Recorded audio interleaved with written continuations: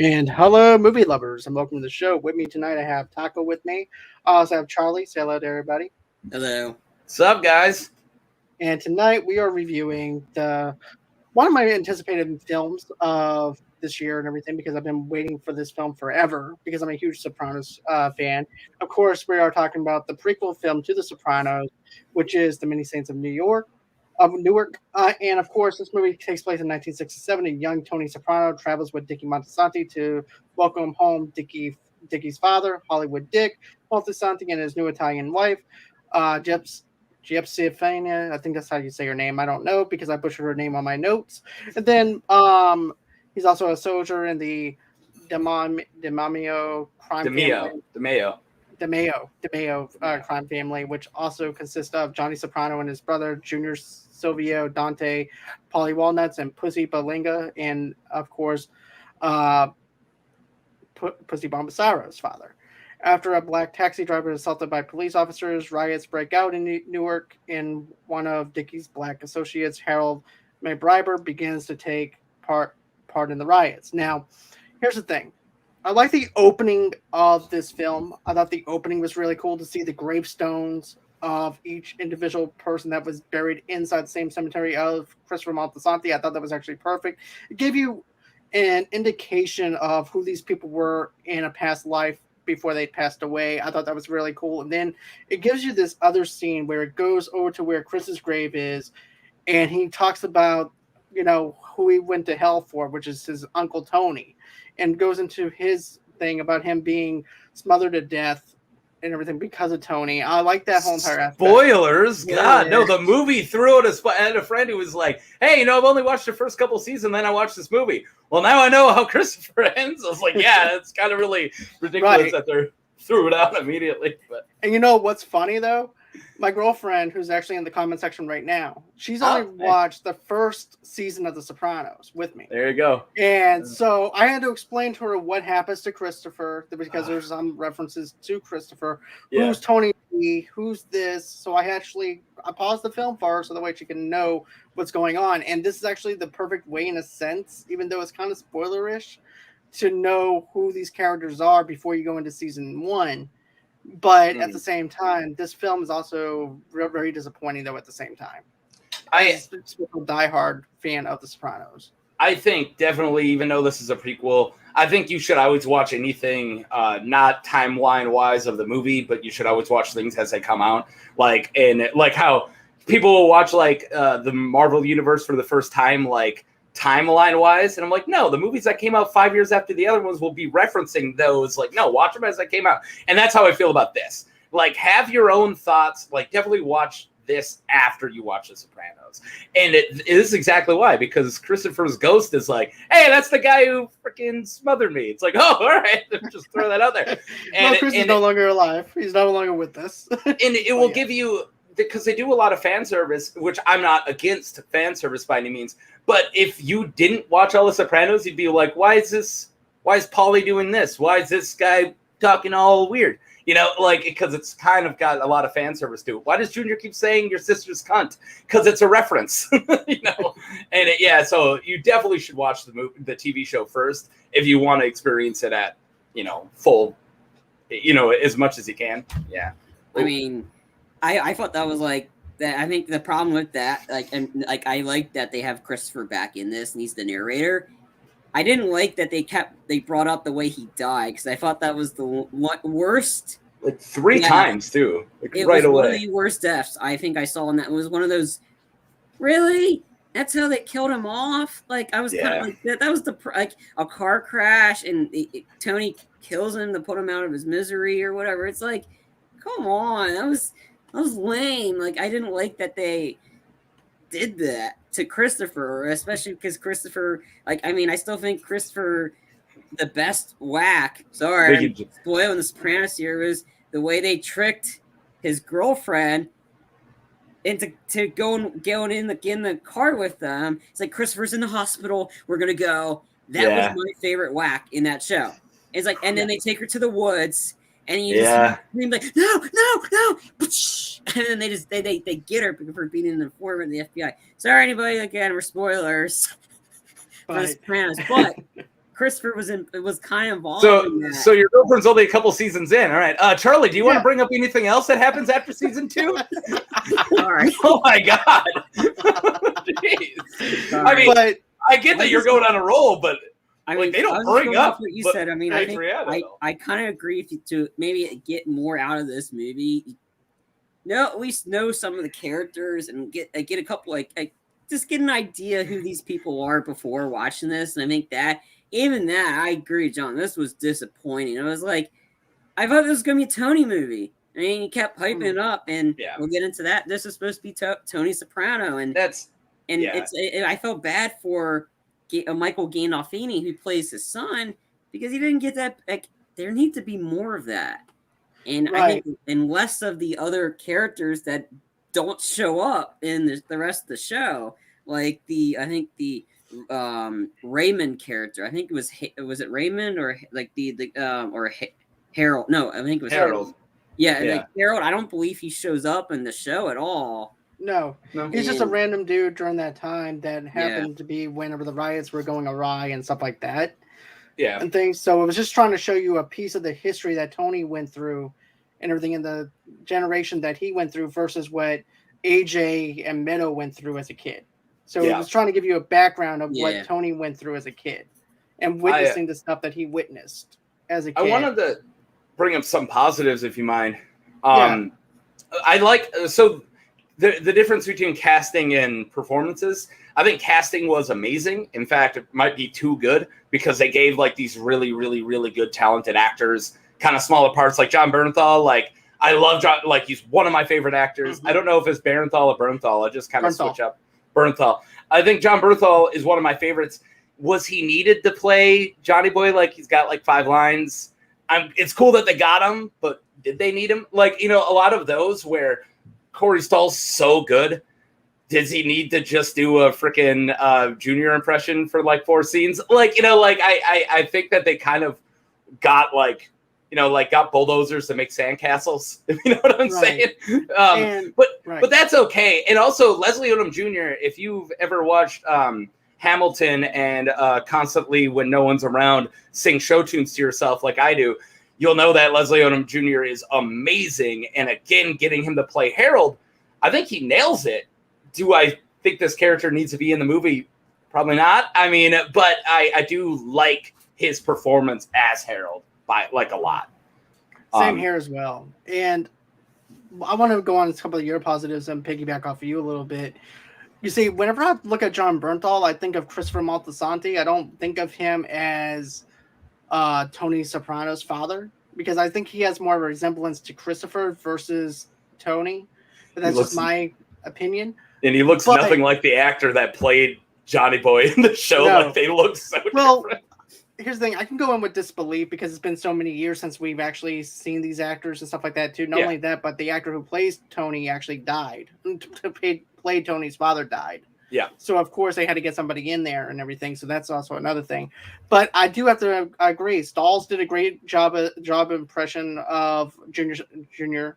I thought he did really good. Especially whenever he says he never had the makings of a varsity football player, which was really good. That is the most fan, like, he just says it to 2 random girls, and they're like, oh, you just had to put that in the movie. Like, that was a note where David Chase is like, hey, make sure that he says the varsity thing. but I just love it, though. I mean, I love the casting choice for that. John Bernthal as Johnny was good. I really did, even though he only said a few lines. Yeah, you actually get a generation of where Tony came from with his father and things like that. And also too, absolutely.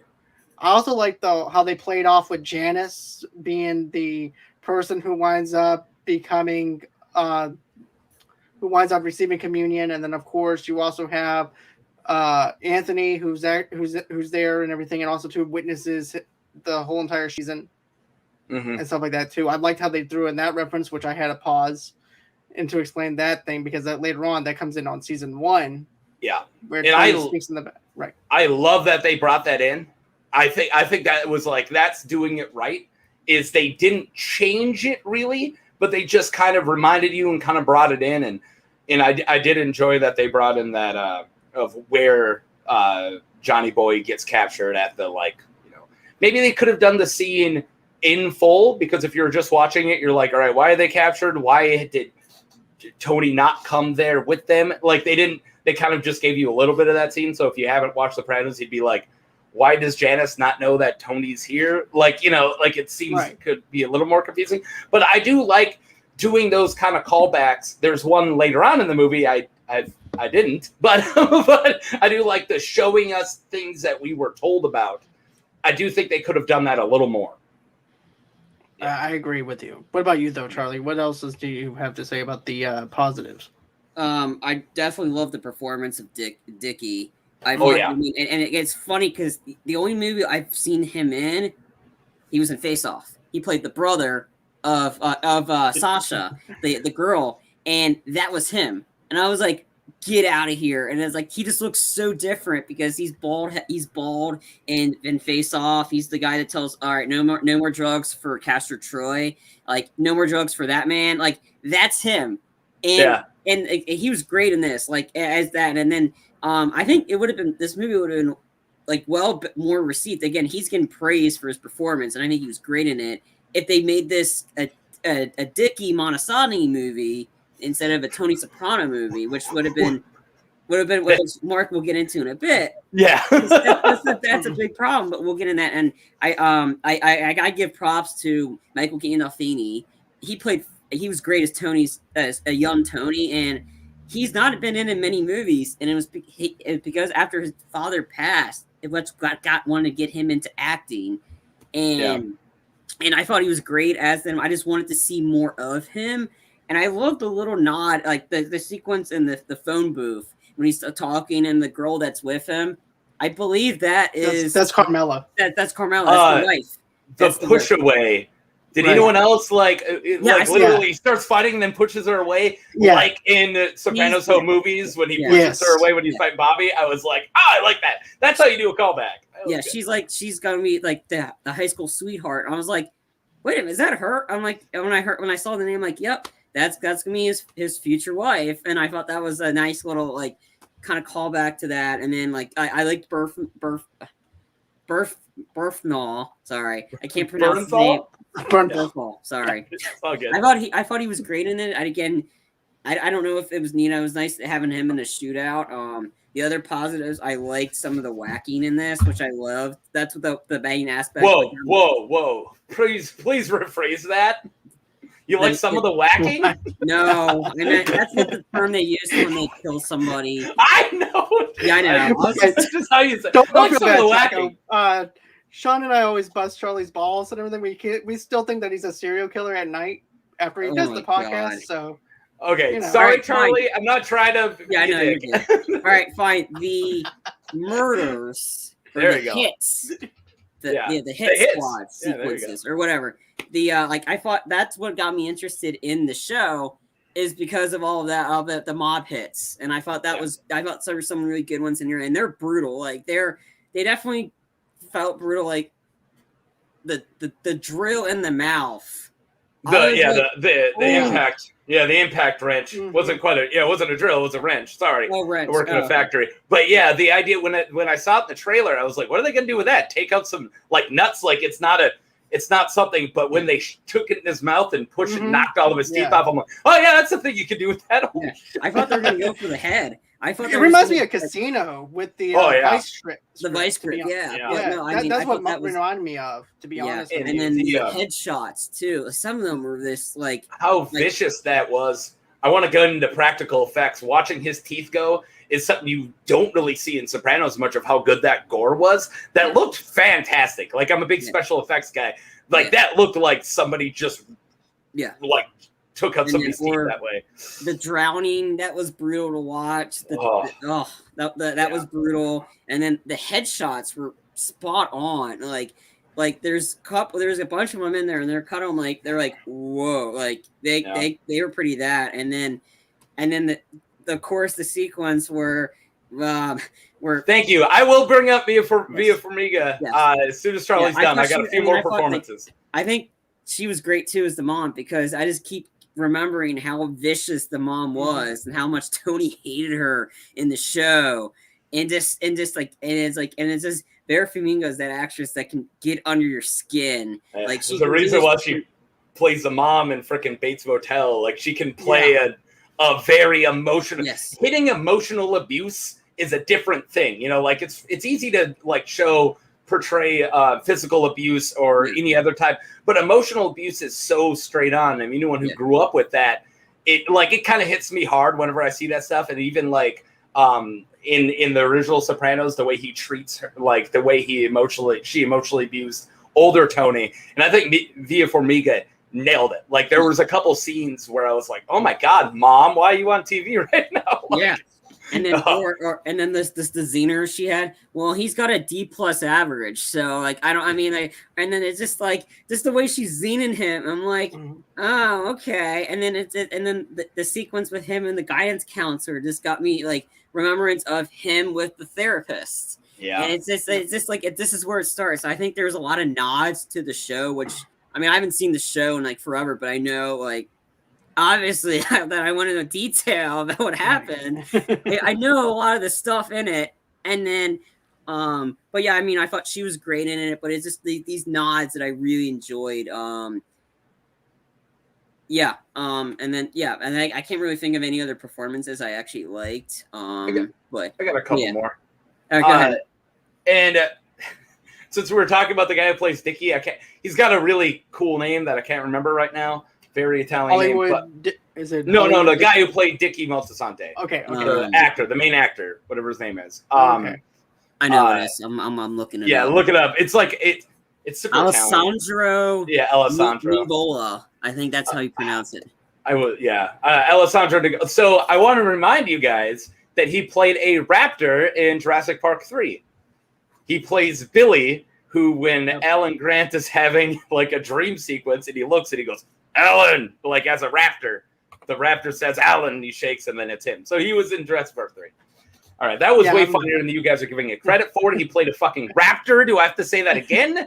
All right, whatever. But jeez, tough crowd. Also, Ray Liotta I think was great, and I do know that Ray Liotta like can act, like because we've seen him act. He hasn't really, no offense to the guy, but hasn't looked like he's showed off his chops in a very long time. A lot of his movies, he's playing Ray Liotta, which is cool. Robert De Niro's been doing that for 20 years. But but the differences between Hollywood Dick and then the brother who's in prison, it doesn't look like, I know it looks like Ray Liotta, but it looked like the way he played those characters were so different. And I loved it. And I thought I wanted to like give a nod of that performance because the way he played Hollywood Dick, again, reminds me of every drunk uncle I've ever had. And the way he played that abuse and everything and that over the top, like F you, F everybody else besides me nature. And then the super subdued, I've lived in prison for most of my life uncle seemed just so different. I thought that was great. And I want to give Ray Liotta a nod on that. Most definitely. When you look at the two characters, they're both different from each other. I like how in your face basically his brother is, because he's definitely in your face. He's definitely the drunk uncle that you don't want at the Christmas party and everything, because he's going to take your little nephews. Hey, kid, let me tell you about the time that I went to this strip club and I blew about $100 on this one stripper. Yeah. So that's pretty much the uncle that you actually get from the brother that you get from this from Ray Liotta's character. But also too, I have to say, whenever he's in jail, whenever the other brother's in jail and everything, he's giving advice to Dickie and stuff like that. Kind of like being a concierge. What's the word I'm thinking of? With somebody doing the advice. Concierge. Yeah, concierge. Yeah, there we go. But yeah, I think that was actually a beautiful thing to have, where Dickie doesn't know exactly what to do, and then you have him go into the jail cell and bribe him with blues records and jazz records. Yep. And I like how he analyzes the jazz records. It's just him looking at the authenticness of the jazz records, and that to me is good storytelling, and was able to give me a little bit of a piece of what that character is and who that character is. And that's something that I really liked, and that's the characterization of the character. Also, too, when Dickie kills Hollywood Dickie, my mouth just fell open at that scene. I rewatched it. I was like, is he just beat up? Like, I want to make sure, like, is he dead? Because I've seen Hollywood Dick in the trailers. So, but it wasn't Hollywood Dick we were seeing in the trailers. It was his brother that we thought was the same character as Hollywood Dick. And at least that's how I saw it. All right. And another thing. So about him and visiting him in prison scene, I got two different things with that. One of them, I like how much it echoes therapy scenes from Sopranos, because that's something that's always made the Sopranos amazing, is the therapy scenes. So I do like that he's visiting him, and it's almost like the, Tony going to therapy version, because Also, too, the other thing with I want to say this too, but Vera Farmiga, I definitely liked her as Tony's mom, especially when she goes, "Oh, poor you," and then also too, whenever the principal's explaining to her about her son having leadership skills and him having a D-, it's a callback to AJ, where he doesn't apply himself, just like Tony didn't apply himself when he was in high school and everything. And I like that little nod to what's going to happen in the future with AJ and how they're both similar in ways. And Tony's trying to teach him not to go on the path that he went on and stuff like that. And also too, I like how Anthony goes ahead and says, I don't want to ever get his fear was being shot in the face. He doesn't want that for himself. He says back in the head. He says shot in the back, which I'm pretty sure that's what happens. Right. At the very end. Yeah. But yeah, I definitely liked it. But yeah, I'm going to go on ahead, Lee. You can talk about more of your positives, though. Well, the other thing I got about the him visiting prison sequence, there's one really cool thing, So I heard, and I'm like curious what you guys think, that those might be like not real, like dream sequences. We never hear him tell anybody else about him visiting this guy in prison, that it might all be in his head. And I was kind of thinking, no, until the him teaching blind kids thing, which I don't think he's doing. Like, he's like, oh, how's it going with the merit badge? Oh, well, I'm a coach of a blind kid baseball game or team. Is he? No, he isn't. Like, I don't believe that he's actually doing that. And that sounds like something that he has convinced himself that he's doing, and he's telling it to this guy. It really, that add-in, which I thought was great. That scene was freaking beautiful of them, like, blind. It went silent, and they're playing, like, blind baseball. It seemed so out of nowhere and not fitting of the movie. And it made me actually think maybe him visiting Hollywood Dick's brother isn't actually happening. But yeah, I don't know. I want to know what your thoughts on that is. That's a good theory. I didn't think about that or anything like that. I was just thinking, okay, he's trying to do a good deed, like he said he was going to try to do a good deed for his character and everything, and he winds up teaching blind baseball. But so random. Then the way that the blind baseball scene is laid out, it looks like a dream sequence. But what if it was just that one dream sequence that we actually have? What if he did go to the jail cell and he just kept it on the DL, where he didn't want anyone to know that he was visiting to get advice? Because don't forget, he also has Syl that is basically the one for the advice, which I find fascinating because of the fact Christopher's dad is leaning on Syl for advice, just like Tony leans on Syl for advice. So I thought that was kind of interesting. Also, the uncle killed a made man and he was an associate, which would be a no-no to visit. That guy's dead to the mafia. So it would be like very taboo for him to go and get advice from essentially a traitor. True. Yeah. And so that's why I thought of that. But. Yeah, to be honest with you, I'm leaning more towards the fact that it was a dream sequence than anything. Yeah, that the blind thing was a dream sequence, or the entire thing was a dream sequence? It was all in his head. I think it was just all in his head, basically, because he doesn't know what to do with Anthony. He doesn't know what to do with Tony or anything like that. And he feels guilty because he's leading him into this life that he's living in. And in his mind, he's contemplating on what to do. And then the side of him, which is Ray Loretta's side of him, his other self-consciousness is actually telling him, just leave him be. Do not put him on this road. And that's the thing that I'm thinking. the catalyst of him going to visit his long lost uncle is him killing his own dad. Which, Right. even if you're a hardcore mob dude, that can't be easy up here. Murdering your own, even if your dad is a piece of crap, like that would be up here. So maybe, maybe it's him trying to come to terms with doing something that messed up when, and then go and visiting. And it's funny because even if that is not really happening, he's still lying to that part of him then. Because he still didn't tell him that he's the one who killed Hollywood Dick. And then when he murders his Guma, or, Dick's widow, he even lies to, the guy in prison about that. He's like, oh, she died of pneumonia. So if that is a dream sequence, he's literally lying to himself. That's what we're finding out, which I like it both as a dream sequence that he's not really going to prison, and he is. I think that they both work really well, because either one is his denial and the other one is just his, lying to somebody about it while he's trying to get advice. Right. What about you though, Charlie? I mean, I don't know. I was like, that part was just kind of like, I just felt kind of bored during that portion. I mean, honestly, I mean, it just, he's going to talk to him, and it's just like, okay. I mean, I don't know. I just didn't. I mean, I liked Ray Liotta, but I was like, oh, he's playing both parts, the twin brother thing, which is very like common trope where you have somebody play the twin sister, same actress play the twin sister. It's just, I don't know. I mean, once I saw that, I'm like, oh, like I mean, they did it in Sopranos. Yeah, I mean, yeah, I know. It's just, I don't Spoons know. and Philly Patsy Parisi are. Yeah, it's been a long time since I watched the show, and because that ending, like, really, like, the only big thing I took away from it was the ending for the show sucked. Again, I don't know, but I'm glad that this is a guy you have for the two Sopranos things I bring on. The guy who hasn't watched the show and thought the ending sucked. Perfect. I don't know. I guess I was expecting more Tony, and that's the problem. Absolutely. Right. And I can understand that.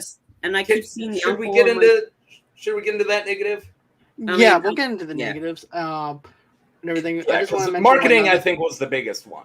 Right. But there's one thing I want to bring up, though, is the dream thing that theory one more time. Yeah. Is the fact that guilt and shame of him killing his own father probably triggered that in his head, though, too. Mm-hmm. So maybe that's also another key factor that I believe. So, okay. So as far as your negatives, Taco, I'll let you go on ahead and take the floor on that one. I mean, I got multiple, and a lot of them are small. Like, you don't need to bring it up. Like, the actor who played Syl could have dialed it back a little. And like, I don't really like the ages. These are all things we can bring up. But I think the biggest one of why it's setting up a movie, marketing is so important. And it's also part of the movie experience. Marketing is. That's why people say, "Oh, this movie was overhyped," or "Hey, I didn't even go see it because the trailer sucked." Marketing is extremely important, and these trailers were fantastic. It's some of the I watched them multiple times. I loved the trailers. I'm listening to a song. I've had one stuck in my head from the first trailer. But the problem was that movie that the trailers were selling was not the movie we got. And if this is a movie we're getting, and I thought that the entire time, I would probably have a better opinion on this movie. If they barely even played up Michael Gandolfini, if they barely played up the Tony Soprano origin story that this movie wasn't, if they were like, this is Dickie, this is the Dickie Moltisanti, and guess what? We might see Tony. And we see him like a little bit in one of the trailers, and they don't sell on it. But those trailers are very much his movie and his movie.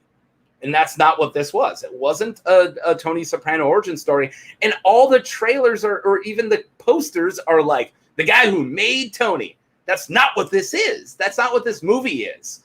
And that's, it's not, and that's my biggest thing is sell me on the movie that it is, or sell me on I don't care what movie we got. If you want to explore the race riots and all this stuff, if you want to explore race relations, if you want to explore the difference between Leslie Odom Jr.'s character, cool, let's do that. But don't have the trailers tell me that this is, hey, by the way, this is just Michael Gandolfini's movie.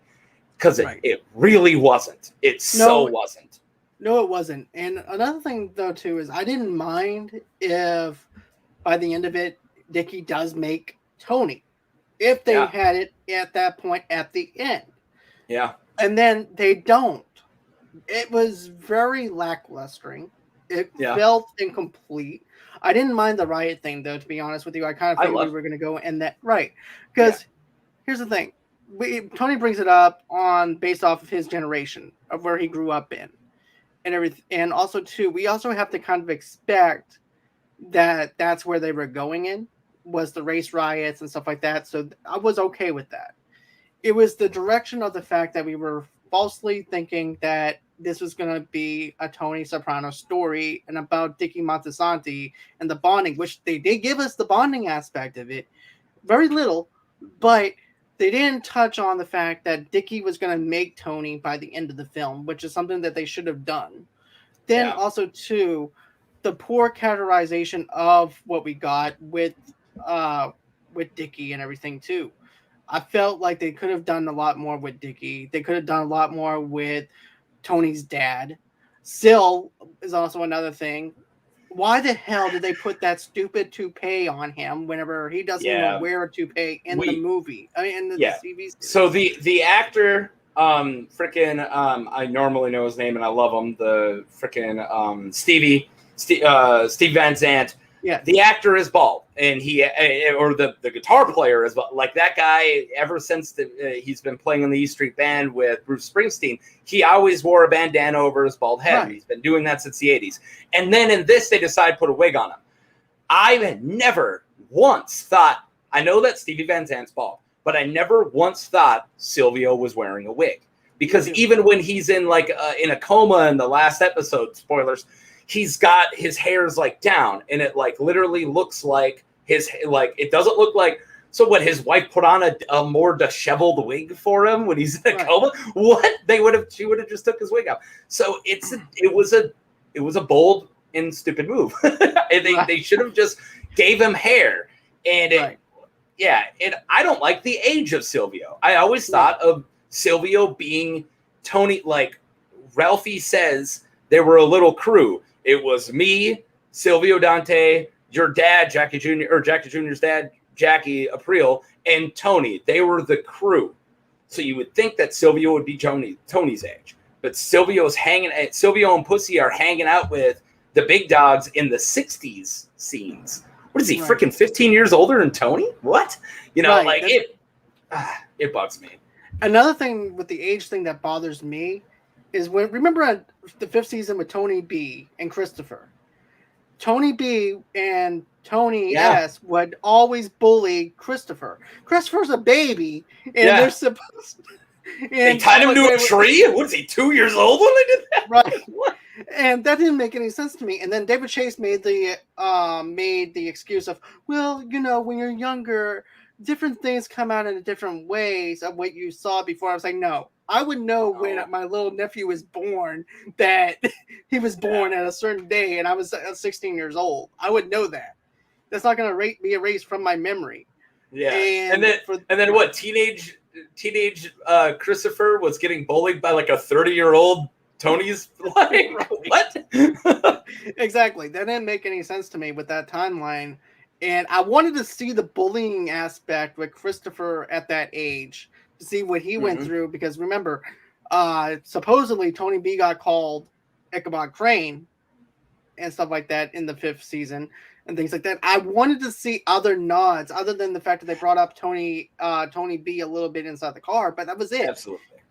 Yeah. They said his name in a scene that I really don't like. But also, and I agree with a lot of that is maybe in the second movie, if they do another movie, because they left the Leslie Odom Jr. character, didn't even have an arc, he's still alive. But so maybe we'll get back to Harold. But I want to see the Fish La Manna robbery, and I want to see little Ralphie. I want to see that crew. I'm glad that we got to see Jackie Aprile, but he's just this dude who's got no lines, who just holds down the ice cream guy with him. That's your boss. Play in the fact that kid who's 14 will someday be Corey Stoll's boss. He's going to be the next boss of the freaking family. and he's just like holding down an ice cream truck. We should have got a little more nods on that of like maybe Corey Stowe would be like, hey, look at that little kid. What's he doing? You know, like, because we play on Junior's insecurities that he's never going to be, he never gets the respect. That would have been a great thing of just give a nod. Oh, yeah. And by the way, this little shit's going to be his boss in like 20 years. You know, like, yeah. What about you, though, Charlie? What are some of the negativities that you had? I mean, I just felt the script, like this direction they went with this was like all over the place. And it's just. Oh, yeah. The dialogue is cringy. It was hard to follow. It's like, okay, you're focusing on Tony a lot, and then you're going to the Leslie Harold character, and then the side chick is sleeping with the other guy because she didn't get like she felt betrayed by Dickie, and then she felt guilty about it. I'm like, hello, are you not seriously seeing? By telling him that you slept with some other guy, he was not going to react this way. He was getting all pissed off over his breakfast. Like, come on, you knew he was going to do something. He gruesomely murdered his own dad because his dad pushed you down the steps. Yeah, like that. He murdered his own dad for that. You think? Yeah. Like, I mean, it's like, I mean, it was like over the pacing. This movie 2 hours. It felt longer than 2 hours, and this should have been a lot.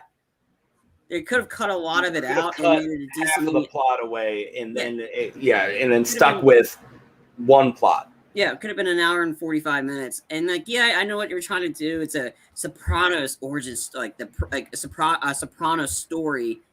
We don't need to know a lot of sure, we need to know a lot of these other characters, but we didn't really need to see a young Paulie Walnuts. I mean, we could have done without that. We didn't need to see everybody, the crew. And like it's like there's aspects they could have cut down on this, like that was that. I mean, and then it's just I don't know. I just thought it was just the again, like you said, the marketing was bad. I was really expecting more Tony Soprano, and we got more the Harold character and more of the side piece. Then we get Tony, and that's really kind of like, do you guys even know what you're doing with this one? And that was the problem. And I don't dislike any of those storylines. No. I just then do them in a different movie or not even bring up Tony or something. If you want to make a movie, if you want to make a movie about a Italian guy who falls in love with a chick from Italy who happens to be his dad's wife, and he kills him, it kills his dad, and now he's got the side piece as a side piece, and then their relations about the way she was treated in Italy opposed to how she's being treated, how Italian men are treating her, and how she's attracted to a black guy. That's a movie. I'm okay with that movie. Make that movie. But tying it in with a whole Sopranos thing that has nothing to do with it, and then the amazing casting of freaking Michael Gandolfini, who's doing an amazing job of playing the character that his dad made, like one of the best TV characters of all time. Throwing all that in is an issue. It's a big jumbled mess. But like if you cut this into 2 different movies or 3 different movies, you could have 3 really good movies. Most definitely. And you see, I think that it works better as a miniseries versus a movie, because you can have all your stuff that you need to grow on in like a 10 episode or 6 episode story arc of these characters. You can have the Dickie Moltisanti story in 1 episode. Then you can give a viewpoint on the Sopranos, on Tony, on the outside looking in kind of vibe. You can have all this layered out in episodes versus doing a 2.5 hour movie. I think it would have actually been more digestible, and also too, it wouldn't feel like it was lackluster. It wouldn't feel like a disappointed, because then we would actually get the Tony Soprano origin story that we want. Maybe by the end of the whole entire thing, maybe we might actually get to see Tony being made by the end of it, and him making him grown up.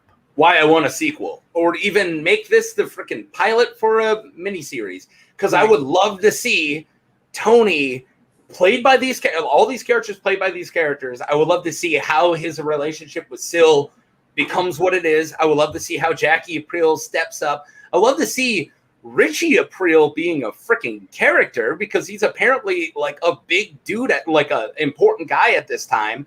You know, and then Feech Lamana is supposed to be a legend. I would love to see the Feech Lamana card game and Richie being the reason why, you know, they don't get killed or get a vicious beating, and then see all of that play through of how them knocking down the card game makes it get them a fast track to being made.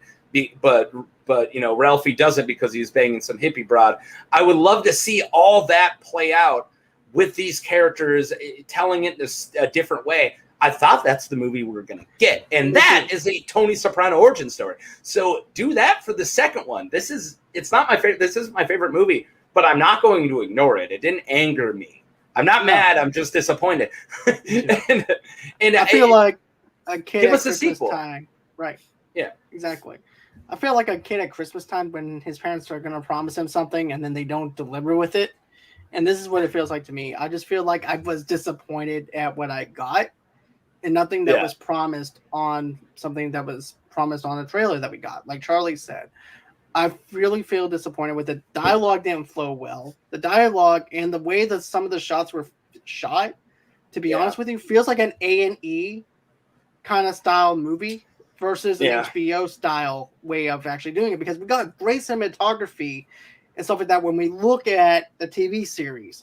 When we have a movie, and get this, Entourage has some great cinematography when it came down to the movie and stuff like that. It didn't feel like an A&E type of film. This feels like an A&E cable watch movie film, VH1 stylistic kind of film as well. It just doesn't flow right to me. The whole entire deal with the dialogue just feels cringy a little bit. Yeah, and I was actually shocked as well with the whole entire deal where Dickie killed his side chick and everything too, because I thought that was brutal. But at the same time, some of the positives don't match with my negatives and everything. And to me, the negatives outweigh the positives in this aspect of it. Yeah, and I agree. I do like a lot of things out of this movie. Like, I like where they're going. I think a lot of this comes down to the script, which couldn't decide, did we want to make a lot of references and be very fan service, or do we not? Because you know, like the plot as a big plot doesn't go fan service, but all these little tiny scenes do. So I don't feel like they know what they're doing. But I think a big negative comes down to Alan Taylor, who directed it. Remember, he made one of the worst MCU movies.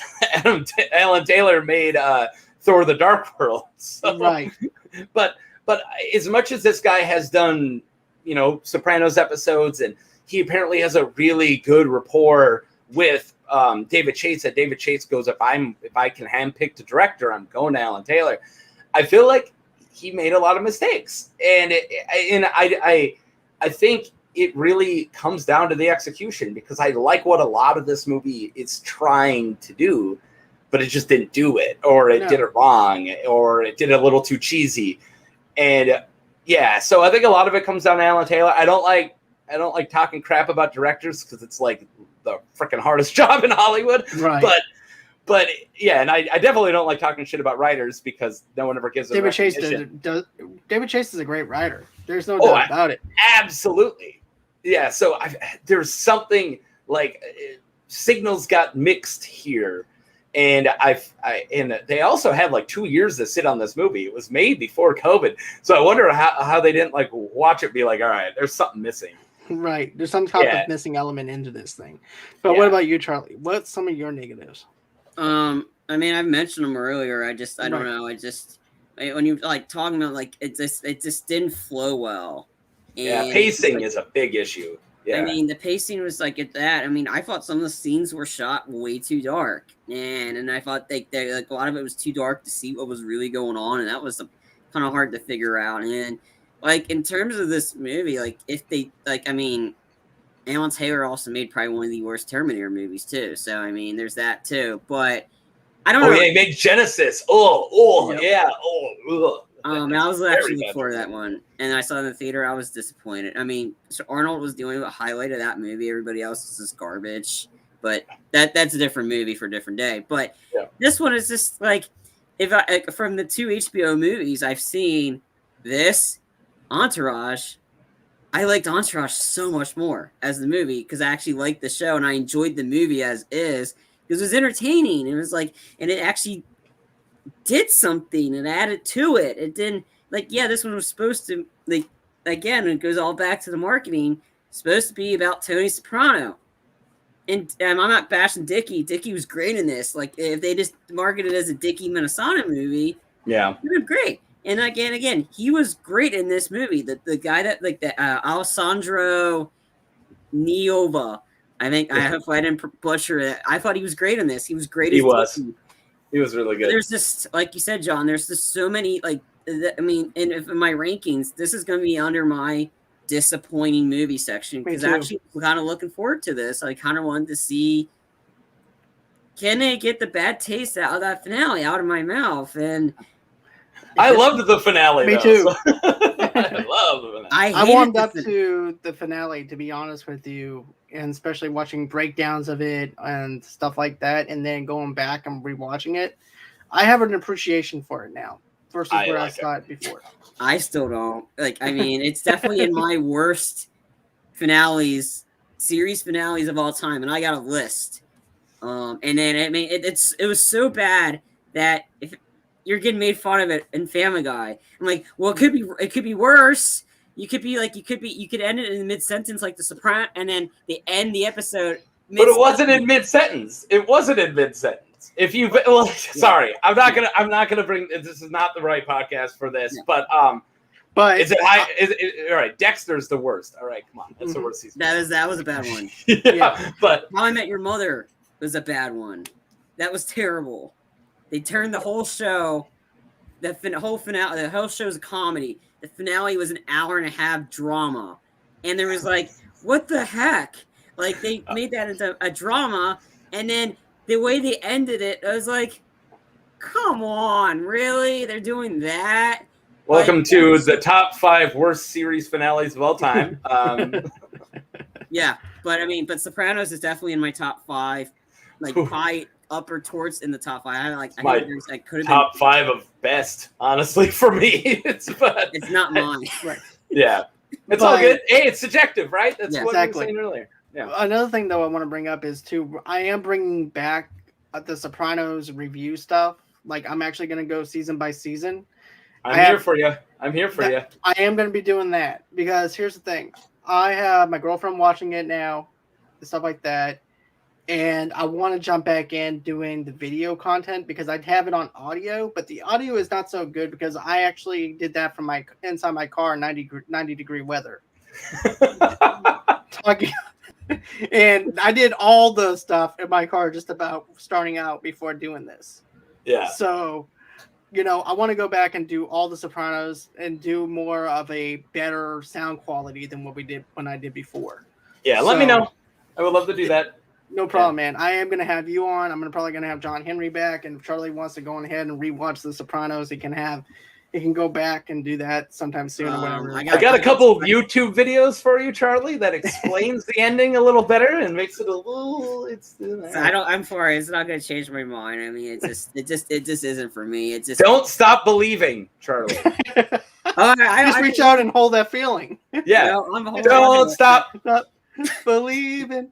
I mean, I don't know. I got a lot of other stuff I got to watch and stuff. I'm still continuing my quest 365. I'm trying to watch 365 movies in a year. So there you go. I'm doing that. So and then I got a lot of other stuff I got to catch up on. So I don't think I'll be joining the finale. I still am doing Dexter though, because that finale was pure garbage. That was utter garbage. And John and I will get into that when we get into our final. Like when we continue our Dexter show. Don't worry, everybody. We haven't forgotten about that. That since the new season premiering. November 2nd. Soon, yeah. Yeah, November 7th. I got something I would like to talk about. The mini Saints of Newark. I got something I want to bring up, and it's Corey Stoll. So I watched it twice, and they've revealed, spoilers. I hope you're not watching this if you haven't seen the movie and most of Sopranos, but they finally revealed how Dickie dies, and he was carrying TV trays. And we don't know who shot him per se, which I like. I like that they kind of kept that ambiguous. Maybe it is the cop that Christopher kills. Maybe it isn't. I like that because that scene in the original TV show when Christopher kills the cop, I like that it's ambiguous whether the guy did it or not. That is, and then even like Christopher's line of like, hey, it doesn't matter if you did it. Tony wants you dead. I'm going to kill you. You know, like, and right. I love that scene, and I'm glad they didn't ruin that scene. But it being Junior, it seemed super out of left field. I was like, okay, what? Well, so I watched it again, and it is so foreshadowed throughout this entire movie that it's Junior. And because now I'm looking for that, right? Him laughing at him, Johnny Boy going, look at Christopher, or look at Dickie Moltisanti. He gets shit done, you bald loser. Like, I'm paraphrasing. But I do like that. And after the second time I watched it, it made me look at the Junior character in this differently. And I do kind of like that he's the one who kills Dickie. So me too. Because here's the thing. Remember when he killed Mustang Sally? Yeah. Or he was going to get somebody. Kill Mustang Sally. No. There was something else that would happen in one of the seasons where basically he was going to get someone to kill Tony. And then they started making fun of the fact that something with Tony. So he goes on and tells his bodyguard, hey, you need to go over there and kill him. Yeah, that guy talks a lot. Yeah. So he comes up. Yep. Right. And he goes, next thing you know, he'll be making jokes at me. So that goes to show you how sensitive Junior is, and he'll go on and kill you just over laughing at him. Yeah. I don't like that. So Junior's been a cantankerous old man since 1967. That's kind of hilarious. I mean, they could have made him like a youthful character because, he was. But so it was weird that he's still like, my back. Like, okay. He doesn't have to act like the older actor. No. And that's all they are doing, though, is mimicking other. Goofy. Yeah. Which they shouldn't have gone that hard. If you want to look at how it's done, all right, as much as I don't like talking about the acting in the Star Wars prequels, look at Ewan McGregor playing a young Alec Guinness, where he peppers in Alec Guinness and then makes a character his own. And they could have done that with these guys. And that's what Via Formiga did, because she didn't play, I'm going to forget her name right now, Nancy Narshan, I'm going to ruin her name. But the actor who plays older Livia Soprano, so she peppers in that actress, but doesn't do like a overall parody. And that's kind of like what the guy who played Syl does, he goes just a little hard in the paint with it. And I feel like that was the wrong idea. They should have like peppered in the actors, the older performances, opposed to like doing an SNL interpretation of it. Nancy Marchand. Nancy Marchand. Marchand, yeah. Yeah. I normally know it. I get freaking brain farted. But all right, John. Now we left. I feel like we covered most of it. I mean, yeah. We're getting close to how long the movie actually was. We're halfway through the movie now. So you guys got anything else? I think I've got everything I wanted to get out. No, I think I got everything from my side. Here. It was disappointing. So I didn't hate the Junior thing, was the point that I was trying to make. I didn't hate that it was Junior doing it. That was my last point. Me either. I didn't hate that at all. I thought it was perfect foreshadowing on what we were going to get later on within the series, and also too within what happened to Dickie as well. My only question is this with Tony, with the story that Tony told, how does he know that played out the way it played out? That he was carrying TV trays? Right, because is it something that Junior would actually tell him, or would it be something? But it wasn't Junior behind him. We don't know who was behind. Yeah, so I don't know. That's a good point. Right.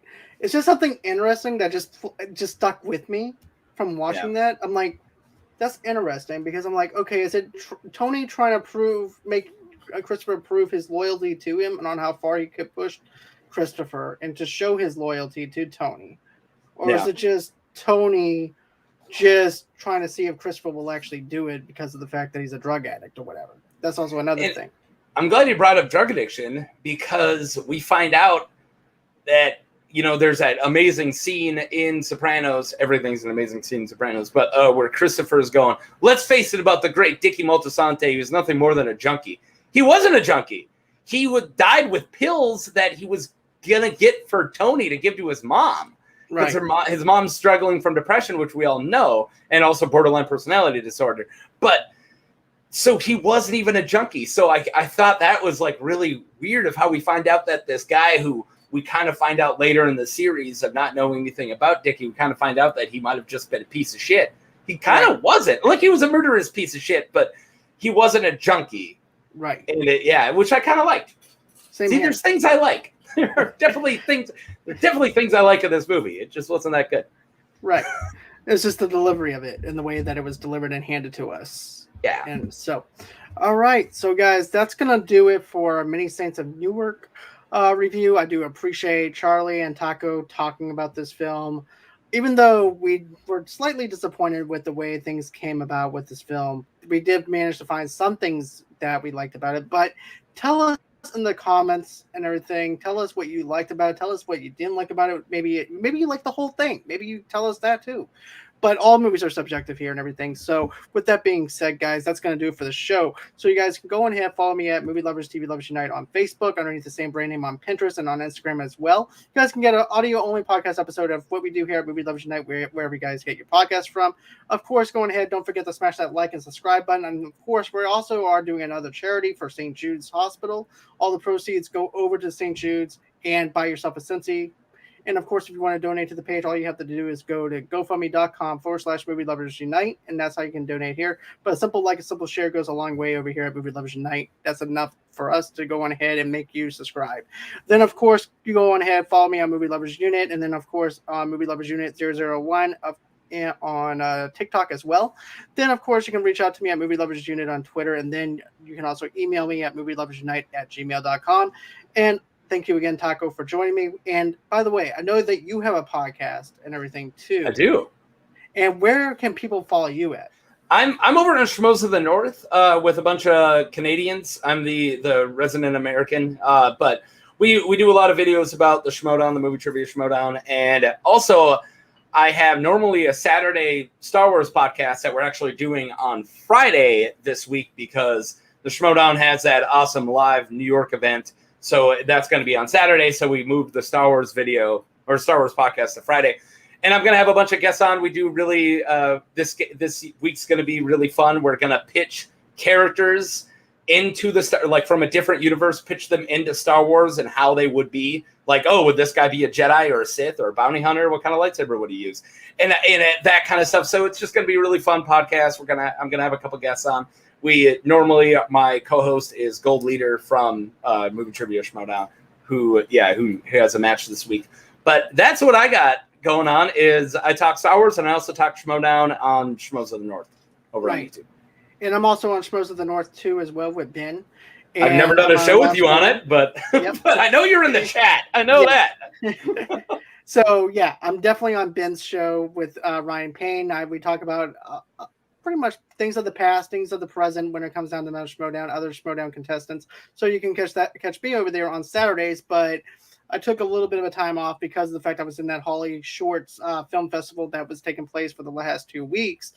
But, I'm back in the swing of things now, so that's also a plus side. But I'm also taking one more weekend off, and then I'll be back at Schmoes of the North over there on Saturdays with Ben, and I can't wait to get back into it again. And then, of course, we have some other stuff dropping. Like, for instance, I'm not naming my horror movie segment 31 Days of Horror this year. I'm naming it Scream on Screen. And basically, it's just us reviewing films, no day counting or anything like that, just to make it simple. So it's called Scream on Screen, and matter of fact, Alex will be joining me next week. And matter of fact, that's going to be on Monday for Trick or Treat. So we're going to be doing. Love that movie. The movie is so good. I'm going to be honest with you. Let me know what horror movies you're doing. If I have a day off, I would love to join you for them. Most definitely. If you cover the thing without me, I will block you. Dude, I'm bringing you on because I haven't seen the thing, so I want to see it. It's the only movie I have in my background. It's right here. It's the only movie I have in my background for a reason. Hot Figures and a John Carpenter movie. That's me. That's what's up. So that's going to do it for us for tonight. I hope that everyone has a great and pleasant night. Thank you again, Taco. Thank you again, Charlie. Do appreciate y'all. And always until next time, guys. It's been real. It's been fun. I can't wait to do this again. And bye-bye.